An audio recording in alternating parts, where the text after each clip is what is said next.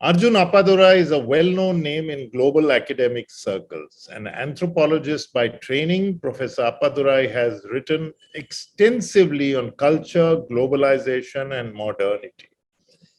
He has studied in Bombay, Brandeis University, and the University of Chicago, where he completed his MA and PhD. Professor Appadurai has been associated with several universities in the past and present and was the Goddard Professor in Media, Culture, and Communication at New York University. He was the Provost and Vice President for Academic Affairs in the New School from 2004 to 2006 and also Professor of Anthropology at Yale. He's the author of several books and essays, and also, I have to say this, a regular writer for The Wire. Professor Arjun Appadurai, welcome to The Wire. Thank you very much, Sidharth. Okay, so we meet at an interesting time. This global right seems to be on the retreat, Donald Trump has gone. Former Israeli Prime Minister Benjamin Netanyahu is out of power. And in Brazil, Juan Bolsonaro is looking quite shaky. His government rocked by corruption charges, ironically involving an Indian company. Yet at the same time, we see the Indian right as exemplified by the Hindutva forces getting more and more aggressive at the center and in the states, and most prominently in Uttar Pradesh. What do you make of this dichotomy, if indeed this is a dichotomy at all? Well, thanks, Sidharth. Your question puts India in a global context in a provocative way, because you are right that there have been significant shifts in many countries other than India, notably in the US, where a number of people are celebrating the simple reduction of lies, pathology, and violence coming out of the White House, now that Joseph Biden has been in power for a little while. And in some of these other cases, certainly there is a sense that even someone like Viktor Orban cannot count on being in total charge in Hungary. I think, however, that the differences may not be as great as they appear to be, for two reasons, one from the Indian side and one from the outside. Now, with the cases from the outside, of course, there are differences among each of them, but let's say in a very broad way, I think that the kind of ideas, policies, which are based on distrust, hatred of minorities, and fear of the outside world that Trump particularly kind of exemplified, that those have kind of leaked into normal consciousness. So there's a trickle down.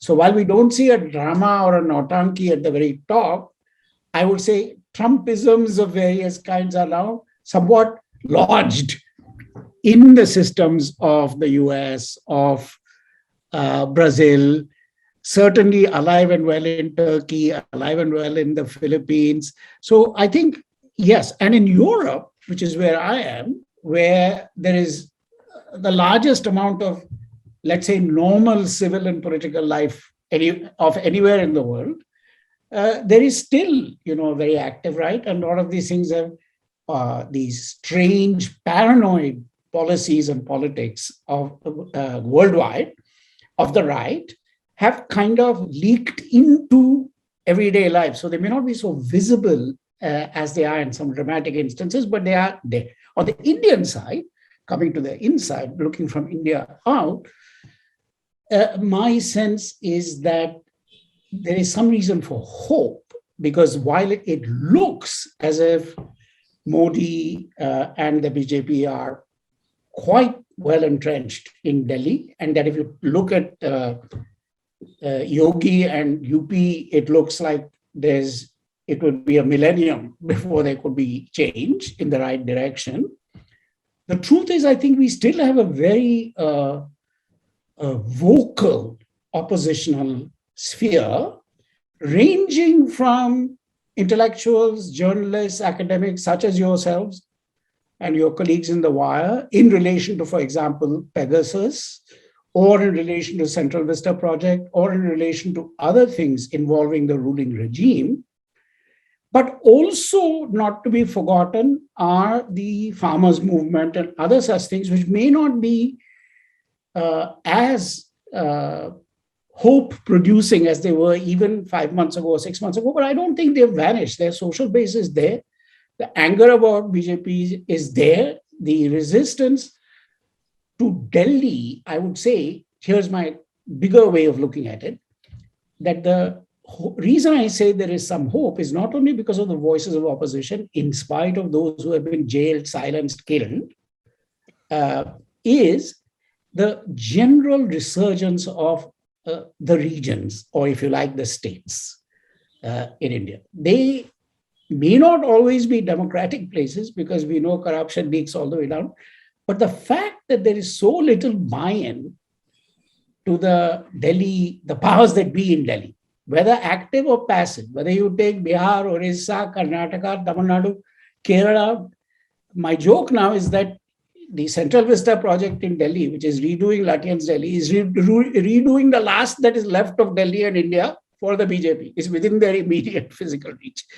Everything after that is negotiated. I think negotiated in not a highly secure manner. So in short, I'm a bit more hopeful on the Indian side, and in a way less hopeful about the global picture, because I think things have become normalized, which 30 years ago we would have regarded with horror. So just to add to what you mentioned about the hope part, etc., we'll just come back a little later. But just to add the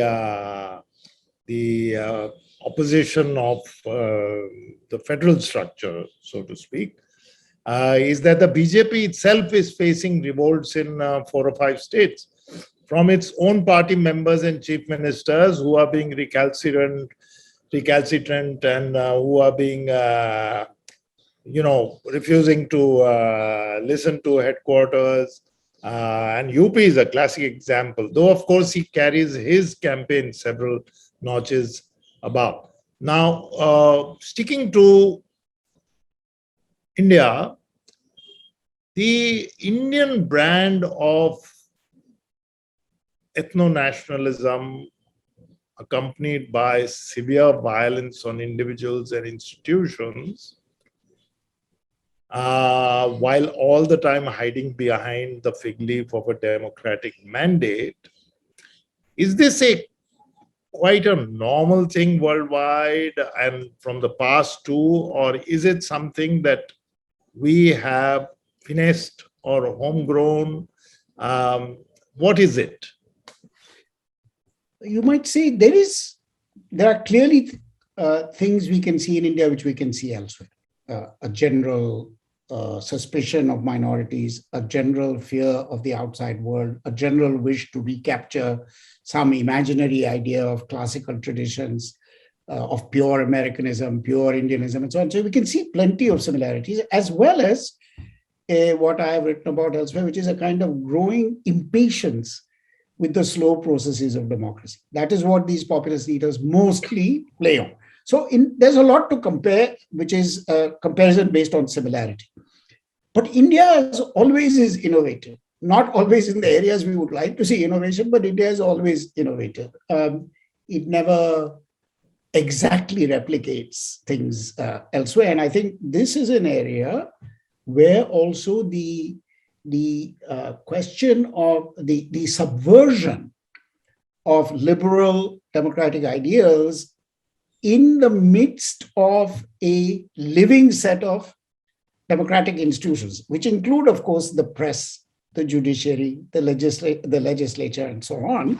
Those are indeed, I think, not just fig leaves, they are actually part of the way in which you have to do things in India. In other words, it's not a banana republic. You just go to the radio station and take it over. You really have to pull the levers of these institutions, operate them even as you're trying to subvert them. But that is always a struggle. I genuinely think they can slip away from you. So it's a lot of work to do that. And the biggest example of this is elections. I always say, why bother with elections? Why not suddenly say we are shutting them down? Indian people have spoken once and for all. See, you cannot do that in India. There are limits. In other words, so there are limits to what this regime can claim or actualize. And that is why there's always a kind of negotiation. And I would say the innovation or the distinctiveness of the Indian scene is the capture or the partial capture of the institutions of democracy for non-democratic purposes. Now, to some extent, every right-wing regime in the world is doing that. But in India, there's a bigger investment in these institutions because why? The country is simply too large, too diverse, and to put it even more simply, too disobedient constitutionally. People just are not into compliance. I mean, I've long ago said one thing which we can talk about more or less, which is that India is a land in which there is no law for the goodness of life. It does not exist. Whether it's pollution, environment, violence, protection, crime, rape, doesn't matter. We have the best law. We are like Scandinavia. But nothing, almost nothing, is complied with. Non-compliance. Now, the mystery always is, why is this? Are people constitutionally incapable? Are they simply corrupt? Is the state so corrupt that everybody doesn't comply? This is to me an open question. But that gap is also our salvation. See, my father, who was a journalist, long ago wrote a funny piece, a kind of middle, saying, if the Chinese come to India, they'll be in big trouble. They'll get, the place is so chaotic, dhotis, they will slip on this, banana peels. In other words, the place will drive them nuts. Now, that was a funny piece, but in a serious vein, we could say that there is a level of kind of built-in chaos, which you could also call vibrance, which means it's impossible to tell people you do this and everybody lines up. They just won't line up. So in China, for example, you want to widen a street, next day the buildings are gone, the street is wider. Where do the people go? Where do the buildings go? Nobody knows. Magic. In India, you want to break two things near the railroad tracks, there'll be 50 strikes. Now, those people may go to jail, they may be killed, they may be sent here, there, but it happens. So in short, my hope lies in the fact that there is this gap, which itself needs to be explained, so that you cannot capture India by capturing a few levers at the top and saying, now I have the engine, I'm carrying the train. You can't. You have to go compartment by compartment and persuade every character sitting in every seat that there is something in it for him, that he will be fine, there's that. That's a lot of work. So that's what I think Modi and Shah keep discovering, that it doesn't matter what power you have, from Assam to Tamil Nadu, you have to make deals from morning to night. And the deals don't hold because people at the end follow their own interests. So something like that is my rather informal analysis of the reason why in India, this the kind of total vision, which of course Modi and Shah have, that everybody lines up, they do this, they do that, is hard to do. So in this sense, there's a kind of, you might call it a subaltern democracy, which refuses to listen and line up. Now, where this comes from is for anthropologists a compelling question. And we don't have good answers. But observationally, it seems to hold. Yeah, may I just add a line to that? Excuse me. Is that the Indian skill set in bumbling will also put paid to the entire effort, because you set up the systems and there will be some bumbling down the middle and the last mile. Correct, Sidharth. In fact, we could make an aphorism, create a joint aphorism to say, whatever the law or the push from the above or whatever, as far as the general population goes, one half is bumbling and the other half is doing jugaad to deal with the bumbling. Because the laws don't work, this is leaking, that is not flowing. So jugaad has to happen. So why do we have so much jugaad in India?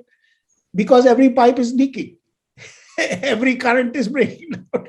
And this was true 50 years ago, and it's still true today, in spite of the vast changes in technology, in science, and this and that. I mean, we know my favorite case is why in India, from 1947, leave the British aside, to today, can we not provide potable drinking water? I've always said, first, we have all the science and more. Second, we have 50 million engineers unemployed. We have 400 million plumbers, fixers, and we cannot provide potable drinking water. Now, often the answer given is, oh, it's politics. But what does it mean it's politics? Everybody wants it. Nobody will suffer from it. Every skill needed is available, not only it's over available. And the law is there. Right? But where is the potable drinking water? So you can extend that example to a lot of other things where you might say some kind of breakdown, leakage. So the country becomes very inventive. But the answers and the jugaad is always local. It's not coming from the Niti Bhavan or whatever the planning. It's people adjusting to the broken leaks, the fires, the storms, But why those things happen? So there's a strange harmony or symmetry between the chaotic breakdowns and the inventive solutions. But that's the way the system sort of hobbles on. But in the bright side of it, there are many bad sides, like people dying of waterborne disease in scandalous numbers forever. The bright side is you cannot just issue diktats, even with one of the hugest standing armies in the world, thousands of militarized police forces of every type outside the army, all of them are at your fingertips. If you're Ajit Doval or Amit Shah, what's the problem? You should have the whole country at your feet. But it's what we see is the contrary. There's noise everywhere. So this, I think, is our challenge, how to interpret this, Yet, this kind of ray of optimism aside, the somewhat horrible and offensive part to this is that we are seeing the marginalization of the minorities, especially the Muslims. But more than that, we are seeing their emasculation. The idea is not to make them just stateless, which is a grander plan, but also non-people. And this has happened in history. I mean, we don't have to go back too much. We can go back to the 1930s, where you are at the moment, like Berlin, and we can look at countless examples after that, including with the Indian community in East and Southern Africa, strangely. And, we may appear to be the model minority in the UK, but it was just the other day when there was Paki bashing going on, so-called Paki bashing. So how has the Indian Hindutva element, which is simmered with this idea and brewed this idea in their head, and I always say they have been marinated in it from childhood, generation to generation. How have they now unleashed this, and what is their grander objective, given that they are in power? So, Sidharth, I think there are a couple of emerging puzzles here, such as the gap between Bhagwat's RSS and the Modi Shah machine. What is that about? Is it just ideological differences? Is it sharing of power is inadequate? I honestly don't know, but it's clearly, at the very least, a symptom of some limitation on how to execute these fantasies, which are anti-minoritarian. And indeed, I agree with you 100% that they are about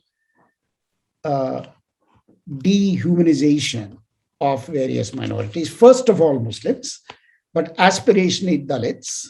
And then as honorary members, journalists, women, students, that list is always growing. But the big target groups are our two biggest minorities, which as I have sometimes done the counting, amount to almost 500 million out of our total population. So it's a very, very large number. And that number tells you, first of all, something about the boiling frustration of the Hindu right, even and especially since it has achieved full power. So before that, you could say, yeah, you have this idea, even Savarkar or whoever, Golwalkar, they have these ideas, but the ideas are so remote from practical reality that, they acquire very little traction. Now you have the whole country. The army is at your disposal. This one is at your disposal. Planning commission is at your disposal. And yet, I've always believed that the project of decimating or making disappear one way or the other numbers which are in the hundreds of millions is extraordinarily hard. So even if you take that German case, horrible Holocaust case, all the numbers were smaller. All the numbers were, so the whole scale of operation, if you look at the distribution of camps in Germany under the Nazis, they were everywhere. So it's a small country with small numbers of people, you could do this everywhere. India is difficult because the numbers of people you want to decimate are too high. So two things happen. One is a growing frustration in the leadership as well as in the rank and file, because the goals have been set so massively that the shortfall is always evident. Right? Why are these Muslims still running around? Why is still some guy still building a mosque? It's outrage making when you have power in your hands, allegedly. The other thing is that I believe that anti-minoritarian, or to put it more sharply, fascistic, autocratic, anti-human aims have a tendency to always move the goalpost further right. That is, there's always somebody who's further right than you. That's not necessarily true with liberal ideas or even with left-wing ideas. Left-wing ideas may have this or that, but they don't always demand more blood, more death, more sacrifice, more decimation. What we see in UP is, for me, that.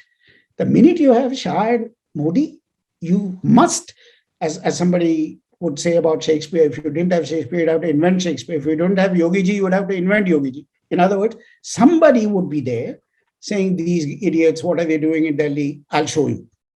And I'll show you in my state, or I'll show you in my district, or I'll show you in my village, or I'll show you in my house. Somewhere I'll show you. And close that gap to show you that this can be done. So I think there's something about the dark, dystopic fantasy of the complete elimination, one way or the other, of significant minorities that always produces a shortfall, the sense of frustration that you have not reached your goal, and therefore also moves the compass further right. If the X can't do it, I will do it. So I think this is what we are seeing in India, and it's a very dark scenario because it's operating at so many levels, anybody can take a crack at it. Some 5 men in a small village can, degrade a small Muslim boy. That's at one scale. Shah and Modi can play with the whole of Assam or NRC or some other, or Bhima Koregaon. They can play at their level. Everybody gets a turn. See, so that's the dark thing about our current regime, is that anybody has a shot. Nobody is excluded from the lottery if you're on the right side. You can play at your level, your game, your neighborhood, your gully. That's impunity. Impunity means that the climate that's set up so that those games can be tried out. Of course, there are risks. You may get caught. Some honest sarpanch may stumble upon your case. Anything could happen. But by and large, the probabilities that you will be safe are very good. So that part is, I think, what you're putting your finger on. It's very dark, but I'm also trying to identify with you this tendency to feel, in a way, more and more frustrated, even as people are getting more and more scared. So Indian Muslims are every day giving up more ground. I am loyal, I'm not Pakistani, I won't make trouble, I'll sit at home. Hey, what are you going to do? What more can you do? And yet it's as if they're getting more and more vocal, more and more demanding. See, this is the parallax, complete reversal.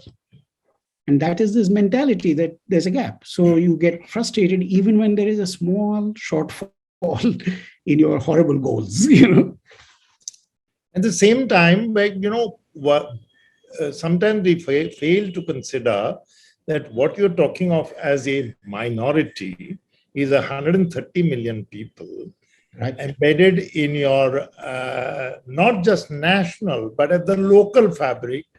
Kerala, West Bengal, so many other states. I can just name them where they are part of the village celebration. Even if prejudices do exist, we know that in Kerala there are very, very dark centuries or decades old prejudices. They are in power structures in various places. They are national icons, our film stars, our cricketers, and that has embedded, plus they are part of our culture. Let's face it. I mean, we all love biryani. If that is a symbol which is constantly evoked to say that, this is biryani crowd and all that, but we love our biryani. And everyone loves them, and not the vegetarians, but you know what I'm saying. But There is veg biryani also. We love our ghazals. Yes. Love our music. There are festivals in aid of, in the memory of people like Wajid Ali Shah, and movies were made. Maybe things have changed. So, and these small pockets, the Netflix and Amazon Prime shows, very, very, very open about suggesting that Hindu right wing is playing games. That may change, but still. So, even on that count, it is constantly going to be an uphill battle, because you can't just pick out something of such which is embedded so much and then discard it. Something will give. Well, yes, I think what you've opened up is in this last comment of yours, Sidharth, is a very rich space again for my jati, which is the anthropological jati, which is to say, is there some culture outside Hindutva and its opponents and central vista and marginal vista? Is there anything? Of course there is. It's huge, whether it's kites or cricket or cinema or popular worship, or the leakages from one to the other, where a cricket player can get a temple and a temple can become a cricket player. I mean, we know there is a very complex nexus then which has broader ecological implications, street culture, festive culture.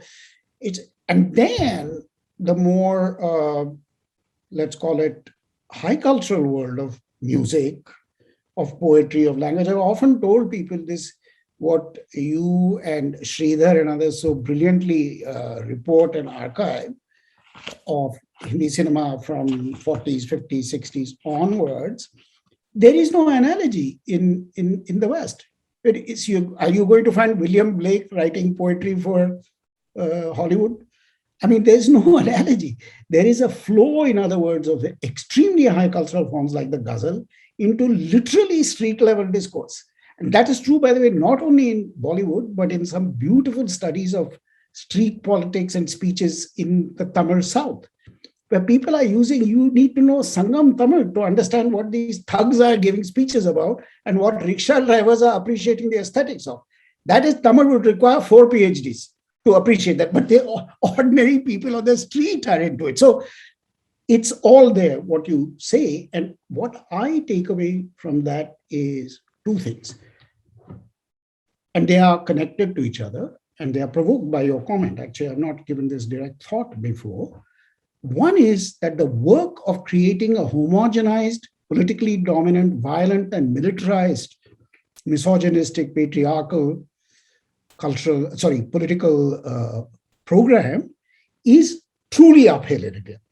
Not only because people don't comply with any law, but also because of this kind of weaving together, which happens in thousands of contexts, everyday contexts.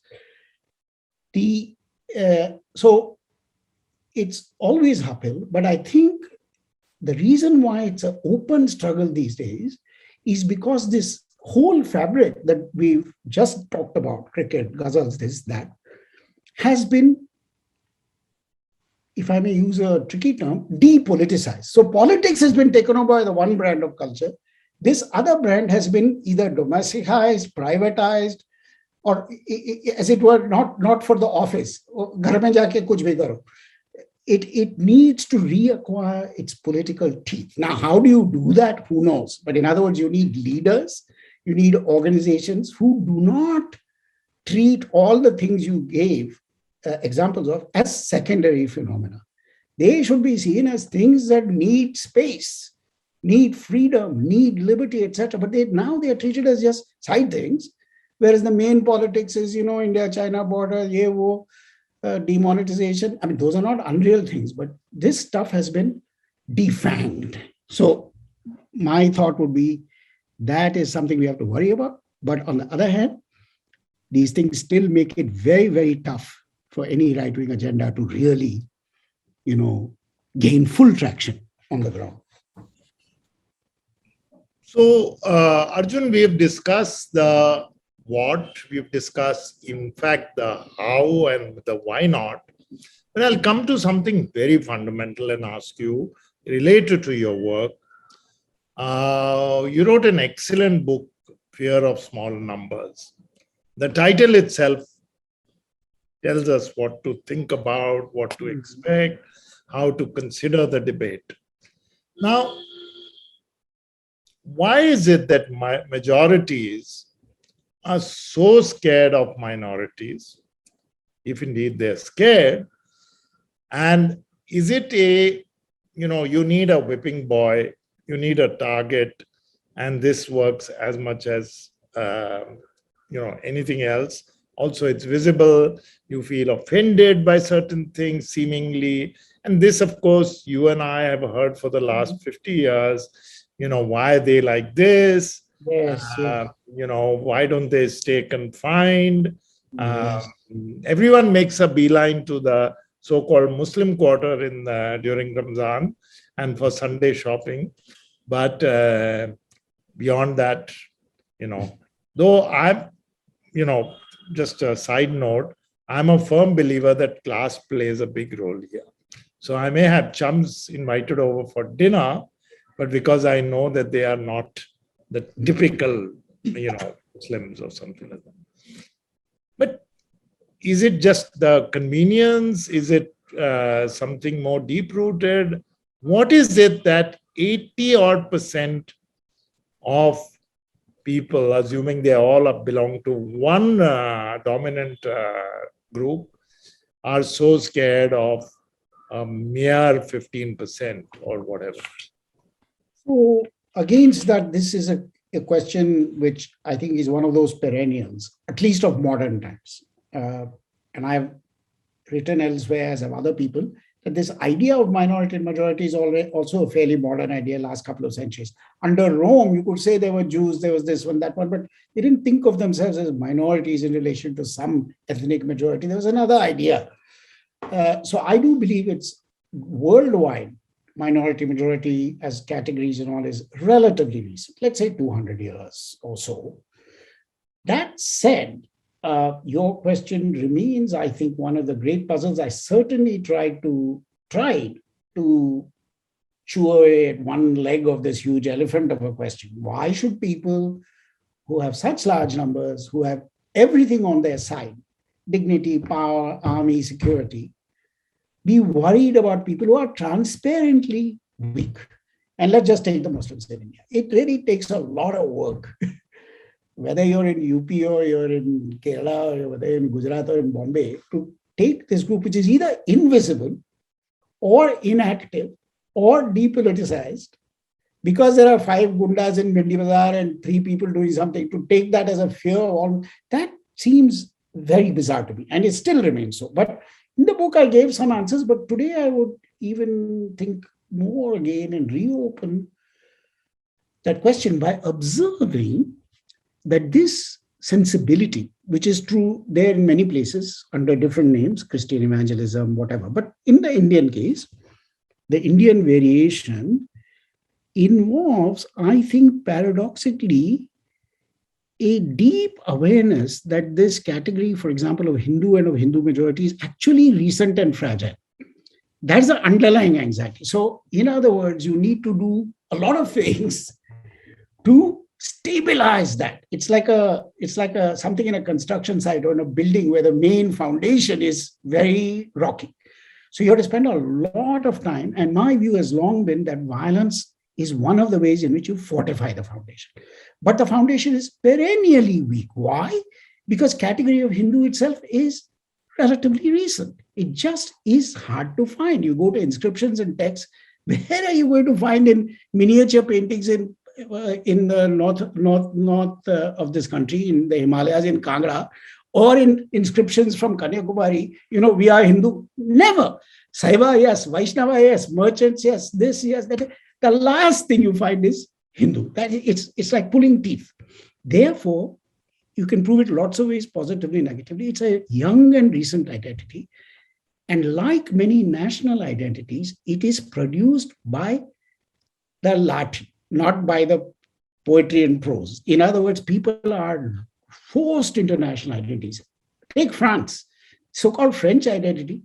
People still hate it in most parts of France. They think it's Paris, it's imposed, this, that. But in the late 19th century, when France was being formed, it was kicking and screaming that people were dragged into national identity. So my approach to this is that these majoritarian forces actually reflect a kind of underlying instability and therefore anxiety that these are very unstable things. Tomorrow's majority category could be something else. Something else may come, something else may go. So they are just like the struggle against Indian popular culture. There's a struggle to make this look solid, permanent, eternal. It's the opposite. It's very young.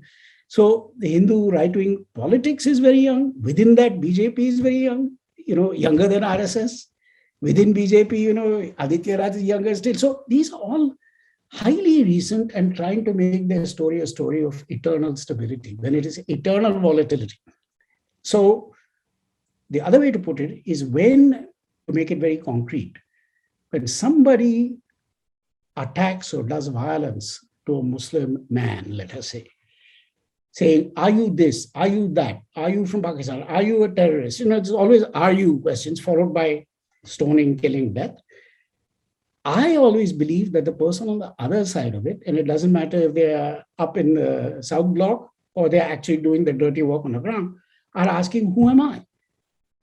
Because we go back to something we said earlier. India, if you look at India as a whole, the first question is, after colonialism, minimally, there are a lot of outside forces that shape what India is. The outside may be very nearby, it may be the US, it may be somebody. And then inside, you have 1,000 nested identities below Indian. Regional, linguistic, religious, local, your father's town, your mother's town. So Hindu has to have a desperate battle to breathe in the middle of these thousands of identity choices. The way you do that, it has to be whipped up. And the biggest whip is majoritarian, propaganda-based violence. Lies about history, lies about geography, lies about intentions, lies about terror. Otherwise, the thing crumbles because it's too fluid, these lines. So that's my view. Why be scared is because all these things are very unstable. And if you have a politics in which that's your main ticket, you have to worry a lot. You have to constantly create, various forms of crisis and catastrophe to keep that very fragile identity. So this is not a matter with a strong identity. It's actually a fragile identity which has come to the front of the pack. It's leading the race. But to stay in the front of the race and not be pipped at the post, you have to create mayhem. So that's my view of why very powerful groups do these terrible things. Yes, that's actually a very valid assessment, because as we saw in West Bengal in the elections, with institutional support, with media vocal support, Not just the propaganda media, not just the embedded media, but also so-called independent journalists who follow the herd, who went there and from Delhi especially, and then said, it's a done deal, Mamta is out by the fomented rebellions, and they're all going back, by the way. Then by loads and loads of cash and dirty tricks. The BJP came a cropper, and they tried to spin that as a victory, but it was simply impossible. It just wouldn't work. And they basically did it because the Bengalis said only one thing: we are not Hindus. It came to that. They may have put it differently, that Ram is not our idol, and that, Ram Nam, Jai Shri Ram. Yes. So they may have framed it that way, or they may have localized reasons for electing their MLA. But the fact of the matter is, the message clearly was the same thing, that we are not Hindus. The same thing in Karnataka, where the Lingayats have long held that we are not Hindus and we have our own traditions, and so on and so forth. So yes, I think combined with several other things you said, that will defeat beyond a point. It will not let. If I may just interject, Sidharth, I think that's a brilliant point, and I've actually not thought a lot about the "we are not Hindu," which is a big thing for a state the size of Bengal, which we do not think of being, Mizoram. To say we are not Hindu is a big deal, but it's also a lens through which to see, say, Tamil Nadu. See, because of the non-Brahmin thing, how non-Brahmin can you be and still say you're fervently Hindu? It's a hard trick. So they may not say we are not Hindu because that has other baggage. And they have a huge temple economy, which is one of my specialized areas. Why are there 50,000 temples in Tamil Nadu? If they're not Hindu, they're not Jain, they're not Christian, and they're not mosque. So they belong to something. But they will not stand up and jump, because Tamil Nadu is the place which rewrote the Ramayana, Kamba Ramayana, changed the roles of, Rama and Ravana. And so there's a deep tradition of inverting all these things and saying, look, we don't buy your version. So I think it also fits with or explains to some degree why more and more of India can be seen as a breakaway geography. That is, from Mizoram to Kerala, you can go state by state, the whole tribal belt. If you start adding up, then Rajasthan, there's too much Congress. There's Punjab, the farmers. So where is left? Ahmedabad plus Lutyens Delhi.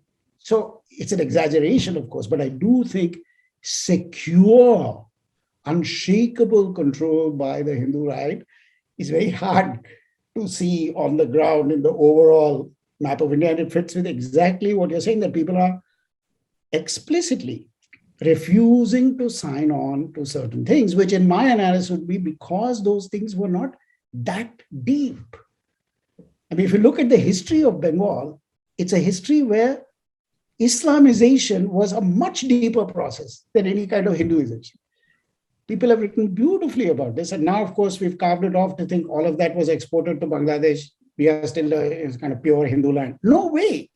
So Bengal, to me, is fascinating because it feels like it's the last stop of Indo-Gangetic world. It's not. And it feels like an upper extension of the South, which it is not. In my view, it's best seen as a huge national part of a project of an ethnos that goes up into Assam, into Mizoram. So there's another way to place Bengal. Bengalis may not like it, of course, because they also have certain views of Assamese and Northeast people, etc. But I think it's a better place to view them, all the way going actually to Myanmar. That's the belt. It's not a belt going to Uttar Pradesh and Delhi. Incidentally, you and I both come from this part of this city and this part of the world, and we have seen the worst of it. You saw the Shiv Sena being formed, and perhaps Maharashtra, in which Tamils and Gujaratis not Gujaratis, but certainly Tamils participated, and South Indians, so-called South Indians, who later on became a target, participated enthusiastically. You've seen, I've, later on seen the violence against all kinds of minorities. People forget that for a very short time, Gujaratis were a target because of their, support for Gujarat, for Bombay. And now Shiv Sena is in power, and there's not been an anti-Muslim incident for a long time. And these things go unnoticed. Maharashtra is sitting here, but Uddhav Thackeray has proved to be a mature chief minister in some ways. Of course, their DNA still persists, but let's see how that works out. So, various states, and by the way, in Maharashtra, traditionally, the RSS has never been liked because Brahmins are not liked because of the great reformist tradition in this Jyotirbai Phule and all that, of the great Brahminical, disdain. And that kind of Brahmin who leans toward the RSS is completely disliked. And in fact, it's important to note that in 1948, there were riots in Brahmin areas after Gandhiji was assassinated. So each community, each individual, each community, each so-called tribe of like-minded people, and each province, each linguistic group, and of course each kind of subcaste, caste, or different order has a view on this, and they are not going to be taking this easily. And there was one BJP government, joint government in Maharashtra, and they couldn't come back. So because the Marathas and the Maharashtrians rebelled. So just keeping that on the table, but I want to actually move on towards looping back to our original point, and that might be a good way to taper off. Do you see that you mentioned that leaders may have fallen, but it's percolated? But do you see, at the very least, the leaders who have who have strength and the levers of power, like say Orban in Philippines and Turkey, eventually give way, and dare I say in India? Well, here, of course, is where one's wishes and one's analytic hopes become a bit blurred. So obviously, I'm very vested in that possibility because I think, as I've often said, when there are people who have much more at stake than I, who are hopeful, what right do I have to be hopeless? That's always been my view of hope, that I have to. Then I have to look for what are the reasons. And I would say the reasons are that on the whole, the growth of economy, technology, etc., over the last even 300 to 400 years, since the birth of industrial capitalism, but especially now in the digital era, for all the downsides, of which the latest is Pegasus and surveillance and all that, there's to me absolutely no doubt that the growth in mobile telephony, smartphones, means that people want a part of to be investors in their own futures. They no longer can be just traded with on, you are like this in the past, let's bring this glory, that glory. First of all, they know there was not much glory for them in the earlier days. The second thing is they have learned, and I think this is my other body of work, which has to do with future, with aspiration, with hope, on which I've written quite a bit. And it's my real grounds is that around the world, if we wish, we can accumulate a tremendous range of examples, whether it's migrants going across the Mediterranean, people taking huge risks. Why are they doing it? Because they have an investment, not only in a better future, that's easy to say, but they have an investment in their capacity to realize that. So once that's there, and it's there in Philippines, it's there in Turkey, it's there everywhere, this effort to repress and suppress humanity is in the end, I think, doomed to fail. But in the end, along the way, there could be very huge prices. And also, we must remember with Uncle Marx that we have to help history along. We can't just say this is the way it's going, so sit back and enjoy. we have to put our shoulders to the wheel. So I am optimistic, but those are my reasons, that ordinary people have become more invested in the terms of their own future lives than I believe in earlier points in history in India and elsewhere. So I can just add my personal hope that all these ideas will form part of some new book or a new or a new. Well, Sidharth, if I don't do it, you have to do it. These are all co-authored ideas. I don't have the skill sets, but yes. I happily, and maybe again I'm vested into this idea. From a distance, I am like perhaps you, because it doesn't affect our daily lives. No. I actually didn't want to say this, but I have been hopeful about India for the last 3 or 4 years. Small things joining the dots. The dots are not visible. I may be making them bolder than they are. But small things. And despite everything in the last 5, 6, 7 years, especially 7 or 8 years ago, when I saw people like us, people we had dinner and drinks with, turning towards the most rabid form of Hindutva. It's a very limited sample, but I have not seen any growth there. Yeah, it's a static production, static profit-making enterprise. If anything, on a national scale and on a personal scale, I have seen diminishing returns. Because COVID and the manner in which it devastated families from every economic and social strata, where your contacts simply wouldn't answer your phone to get your oxygen, is definitely been a sourness inducing this. Demonetization they could absorb, lockdown they could take, but not personal tragedy. I would just modify what you said in one small regard, which is that I do think COVID was the great leveler. That was true in Europe and the US as well, at least for some people. But I do think that a lot of the people we are talking about who went further and further to the right, many of them did so, I think, with the vague association of a kind of disciplinarian, majoritarian government as being a technocratic government that would deliver something else. Now that something else is also come into question. So all the results we see, whether it's demonetization, whether it's development, whether it's sanitation, you can make a long list, housing, trade. I mean, everything is either a bunch of corruption or it's non-result. So even someone who is prone to seeing the BJP as delivering great things for the business world has a tough time monitoring the evidence for that. So when you have that, and on top of that, COVID, and on top of that, the kind of open impunity about the constitution, so I think even these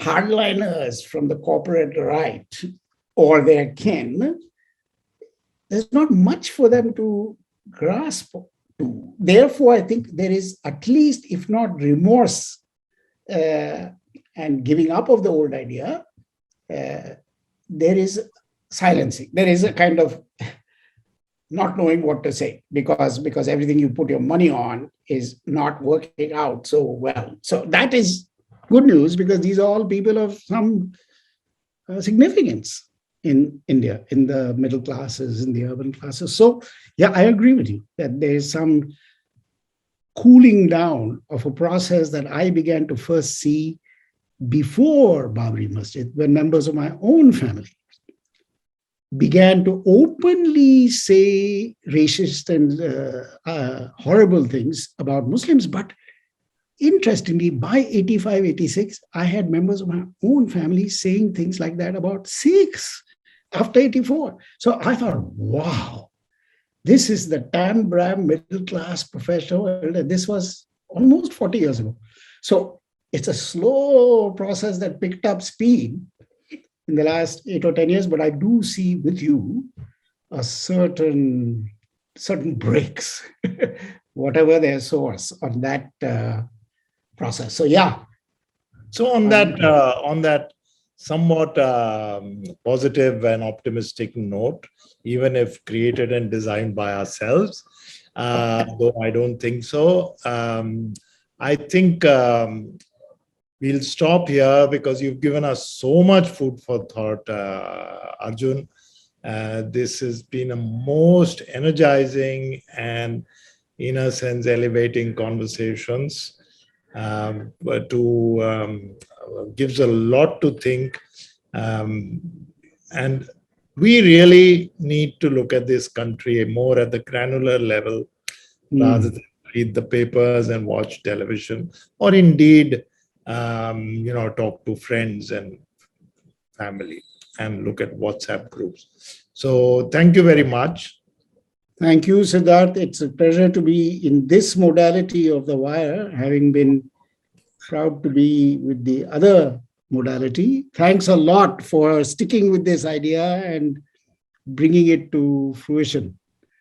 Yes, that was going to happen someday, but it has. And so thank you very much.